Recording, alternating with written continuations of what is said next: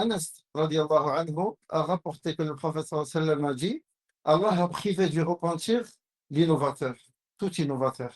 Allah a privé du repentir tout innovateur. Ou Allah a mis un voile entre l'innovateur et le repentir. Quel est le sens de ce hadith? Qu'est-ce qui est voulu ici par le fait que l'innovateur est privé du repentir, ou Allah Azza wa Jalla a mis un voile entre lui et le repentir? Qu'est-ce qui est voulu? Qu'est-ce que le prophète sallallahu alayhi wa sallam a voulu dans ce hadith? Allah a mis un voile entre l'innovateur et le repentir.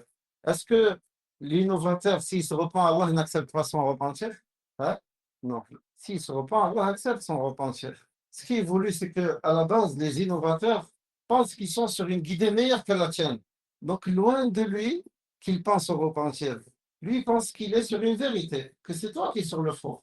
Il ne pense pas que c'est une erreur, pas comme celui qui commet un péché. Celui qui tombe dans le péché, lui, il sait qu'il est dans un péché.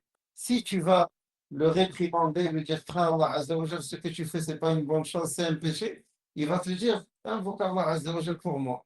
Mais l'innovateur, si tu vas le voir, tu lui dis que c'est, il va te dire, c'est toi l'innovateur, loin-toi de moi. Lui, il pense qu'il est sur une guidée meilleure que la tienne.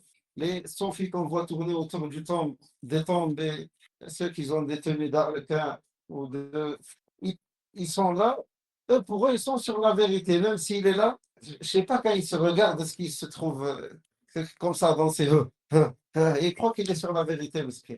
Il croit qu'il est sur la vérité. Même il croit qu'il est sur une guidée meilleure que la tienne. Il croit qu'il est meilleur que toi. Alors qu'il est loin de la sunna du prophète sallallahu alayhi wa sallam. Il est très très loin de la sunna du prophète sallallahu alayhi wa sallam.